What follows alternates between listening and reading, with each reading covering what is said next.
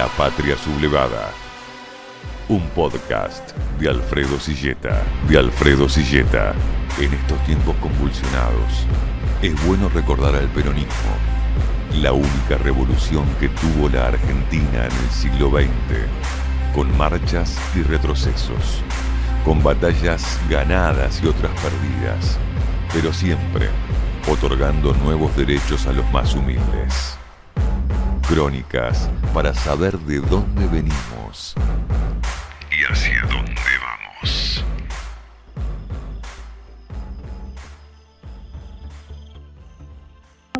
Luego de la fracasada Operación Retorno de fines de 1964, Perón estaba debilitado. A 10 años de su exilio, con prohibición de hacer declaraciones en España, parecía que comenzaba a perder poder. ¿Qué estaba pasando? Muchos dirigentes, especialmente sindicales, fueron domesticados por las prebendas y beneficios de los gobiernos de turno. Estaban cansados de luchar por Perón y prefirieron un peronismo más domesticado.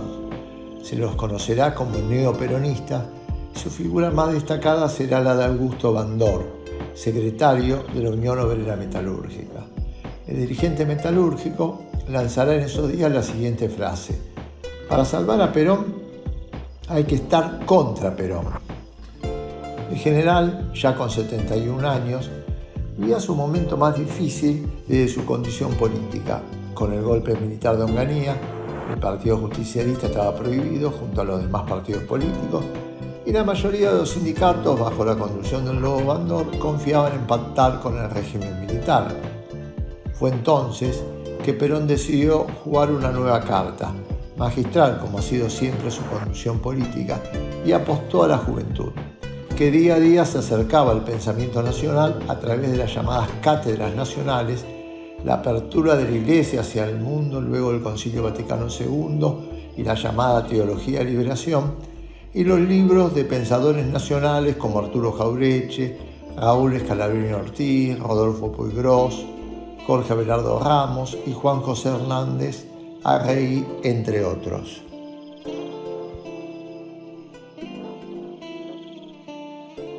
En febrero de 1967 se realizó un congreso de la Juventud Peronista en Montevideo. Allí Perón envió un documento que luego se lo conocería como el Trasvasamiento Generacional, donde invitaba a los jóvenes a convertirse en la cabeza del movimiento justicialista. El Comando Superior Peronista, decía Perón, que siempre ha seguido una conducta acorde con las necesidades de la conducción general, se ha visto perturbado por las siguientes causas. 1. División de la rama sindical del movimiento, ocasionado por el enfrentamiento de dirigentes. 2. Apatía de la acción de la rama política porque no existe aliciente de cargos a la vista para los dirigentes o porque están fatigados por la larga lucha o porque temen la represión. 3. Falta de una acción unitaria por carencia de una conducción táctica y apropiada como consecuencia de las anteriores causas. Y 4. Falta de unidad y solidaridad peronista en el horizonte directivo y en parte de la propia masa, demostrando una acción desganada que tiende a generalizarse. Perón agregó en el documento: es indudable que tales defectos, especialmente imputables a los dirigentes, solo se podrá corregir mediante una verdadera revolución dentro del peronismo. Y esa revolución deberá estar en manos de la juventud del movimiento. Por eso, el Comando Superior ha venido propugnando desde hace un tiempo la necesidad de un trasvasamiento generacional que pueda ofrecernos una mejor unidad y solidaridad que presuponga para el futuro una unidad de acción de la que carecemos en la actualidad.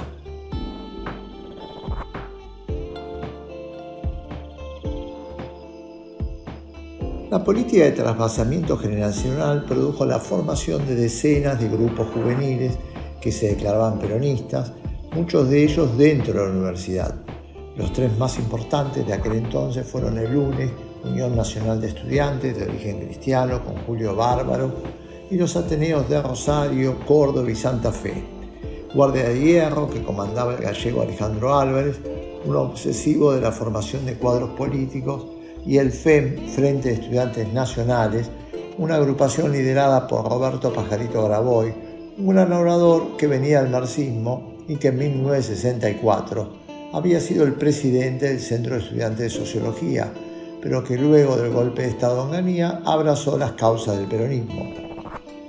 Otros grupos no tan importantes en esos años fue el JAEM, Juventudes Argentinas para la Emancipación Nacional, creada por Rodolfo Galimberti, y la Federación Universitaria de la Revolución Nacional, FUR, con sede en La Plata, y fundada, entre otros, por Rodolfo Achén y Carlos Kunkel, donde luego se integraría Néstor Kirchner.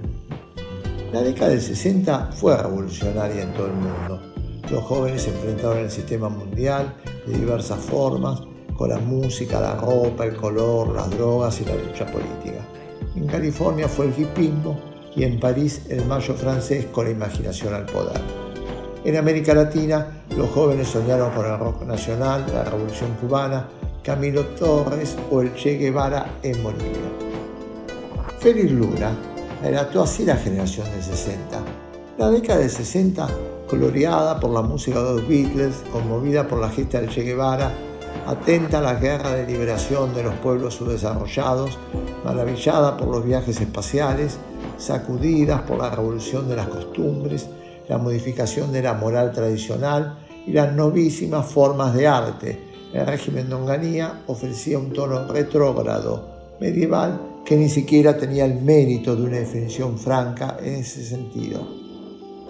La descomposición de los partidos políticos, especialmente de izquierda, era un síntoma claro en la Argentina de los 60. La discusión de los jóvenes pasaba por Argelia o Cuba, la Unión Soviética o China, la resistencia en Vietnam, la guerra popular prolongada o el foco armado como la chispa para encender la revolución. Si alguien se opone a que la realidad de Cuba se reproduzca en otros pueblos de la tierra, entonces es lícito dejar por un momento la paz y conquistar la paz con las armas. En 1967, un grupo de militantes del peronismo, que venían tanto de la Juventud Peronista Revolucionaria como del Movimiento Nacionalista Revolucionario Tacuara, fundaron las Fuerzas Armadas Peronistas FAP y decidieron instalarse en los Montes Tucumanos para organizar el primer foco de resistencia que ayudara a traer al general Perón a su tierra. En una de sus primeras proclamas expresaron que los hombres y las mujeres que integramos la FAP luchamos fundamentalmente por los intereses de nuestro pueblo. Nuestro pueblo es peronista, por eso luchamos por el retorno del general Perón al poder, sabiendo desde ya que la única y exclusiva forma de lograrlo es a través de las armas. El 19 de septiembre de 1968, en la localidad de Tacorralo, son detenidos por un comando del ejército. General Perón se dirigirá por carta a los militantes detenidos y les señalaba entre otros conceptos: el pueblo está en su derecho a luchar por su destino, hoy comprometido por la irresponsabilidad de esos traidores entregados al imperialismo yanqui. Los pueblos que no son capaces o no quieren luchar por su liberación merecen la esclavitud. Desde el marxismo y el trotskismo también se formaron en esos años otros grupos armados. En 1967, jóvenes que venían del Partido Comunista fundaron el Ejército de Liberación Nacional, cuyo objetivo era integrarse a las fuerzas del Che Guevara en Bolivia.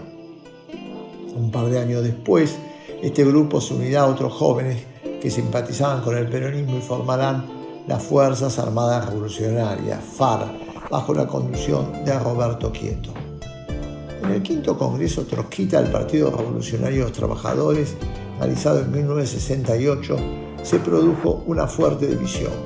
Por un lado, el sector mayoritario, dirigido por Nahuel Moreno, se opone a la lucha armada, y por otro lado, un grupo dirigido por Mario Santucho formará el Ejército Revolucionario del Pueblo, ERP. Finalmente, en ese año, un grupo de jóvenes que integraban el Partido Comunista Revolucionario pro-chino formarán las Fuerzas Armadas de Liberación Nacional. Por último, en 1970, jóvenes pertenecientes a grupos nacionalistas católicos fundaron Montoneros bajo la conducción de Fernando Abal Medina, Norma Arrostito y Mario Firmenich, entre otros. Ahora escuchemos al grupo Huerque Mapu y su cantata peronista Montonera, donde reivindicaban la lucha armada.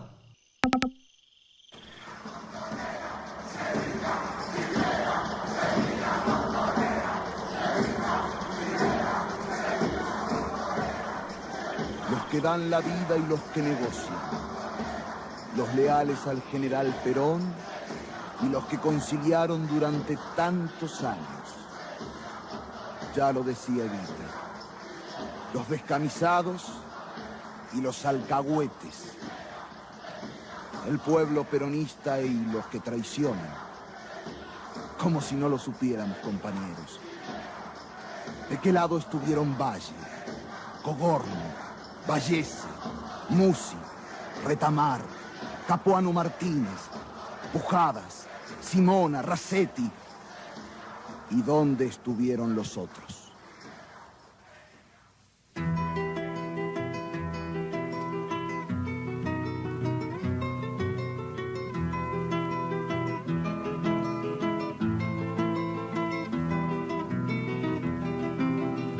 Escuchemos esta historia, escúcheme compañero, si se siente peronista, peronista verdadero.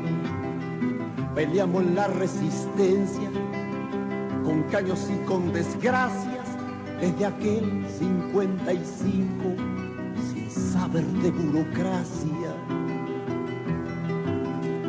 Con el tiempo fue distinto, la milonga fue cambiando, nosotros fuimos al muere, los de arriba negociando.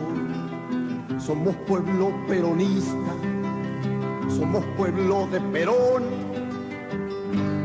se acabarán los traidores, vamos de liberación.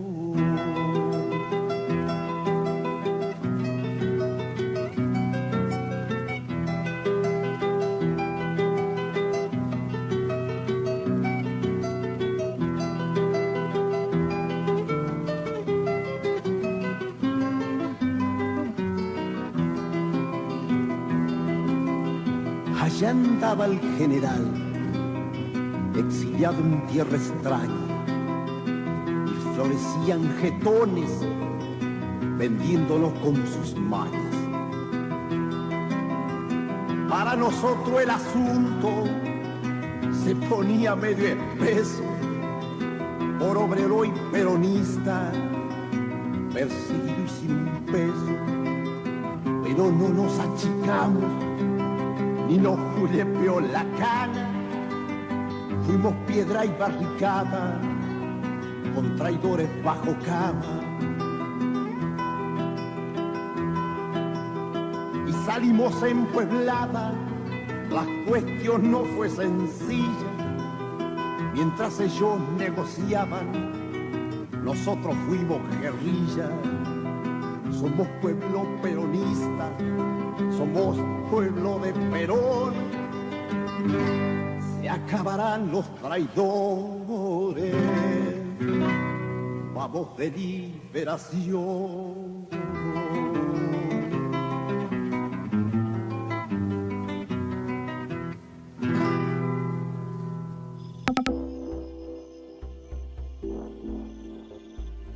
Merece destacarse que mientras las masas populares del interior del país recorrían las calles que derrotaron al régimen de Onganía durante 1969, estos grupos armados no tuvieron ninguna incidencia en su accionar. Será recién en 1970 que llamaron la atención de la sociedad por la gran cantidad de atentados. La aparición de la guerrilla urbana produjo una retracción de las masas movilizadas en el interior del país. La historia demuestra que la actividad violenta con bombas, atentados y muertes retrae a los movimientos populares que no salen a la calle por temor. De allí que los grandes pensadores del socialismo, Marx, Engels, Lenin o Trotsky, siempre han condenado el terror anarquista. De todos los hechos violentos de 1970 hubo uno que acaparó la mayor repercusión: el secuestro y muerte del general Pedro Eugenio Aramburu. El 29 de mayo de 1970, un grupo armado con un uniforme militar militares lo secuestró y posteriormente lo asesinó en la localidad bonaerense de Timonte. Nadie se atribuyó su muerte y todo tipo de versiones circularon por aquellos días, desde que fueron los servicios de inteligencia de Onganía hasta algún grupo armado. Recién se supo sobre los responsables 2 meses después, cuando son detenidos un grupo de jóvenes que habían copado por un par de horas La Calera, un pequeño pueblo cordobés.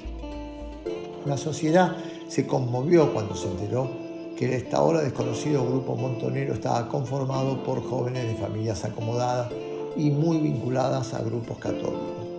A veces es difícil interpretar los hechos de otras épocas con la mirada actual.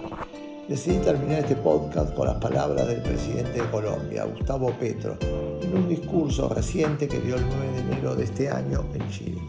Allí recordó su paso por la guerrilla, la defensa de la democracia y los riesgos que hoy viven los pueblos por la presión capitalista más salvaje y la ultraderecha. Nosotros asumimos el reto de cambiar el mundo con las armas. Cuando aquí entraron disparando y acabaron al primer presidente de izquierdas elegido popularmente en América del Sur en su historia, yo decidí la toma de las armas. No había más. No respetaban el voto popular. Y ahí se fue una adolescencia y una juventud. No la mía, la de millones de latinoamericanos. ¿Nos equivocamos o no? Pero creímos, esos jóvenes, que si ese era el camino, lo tomábamos. 30 años después de dictaduras, de desaparecidos, de torturas, de millones en el exilio, decidimos que ese no era el camino. Y dejamos que la gente decidiera. Y eligieron allá izquierdas y por allá derechas y por allá indígenas y por acá campesinos y maestros de escuela. Y a veces no les gustaba porque no hablaban bien el español o porque se ponían sombreros raros o porque las parlamentarias iban con atuendos que las señoras de la sociedad nunca habían visto. Pero fue la democracia latinoamericana la que se creó y se empezó a construir y va en su camino. Hoy quisieran volvernos a los tiempos de Allende. Hoy quisieran otra vez bombardear esas ilusiones. Hoy quisieran, porque no aguantan la democracia, la pérdida de privilegios, que dentro de 50 años no vuelva aquí, sino una generación de artistas, de mujeres poetas y literatos como Gabriel García Márquez o mejores, y científicos y ingenieros, y que para ello este mes de septiembre aquí podamos invitar a los juristas de la Corte Interamericana de Derechos Humanos, de la Comisión, a quienes aún vivan de ese episodio, a los sobrevivientes de la lucha por la democracia de todos los colores, de todos los países, para que hagamos un nuevo juramento como Bolívar, el juramento de un gran pacto democrático para toda América Latina que se perpetúe en las generaciones.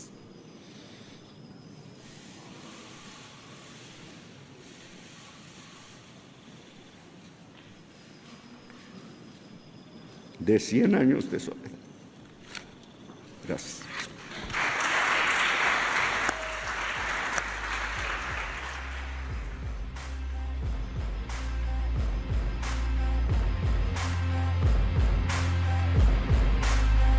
La patria sublevada.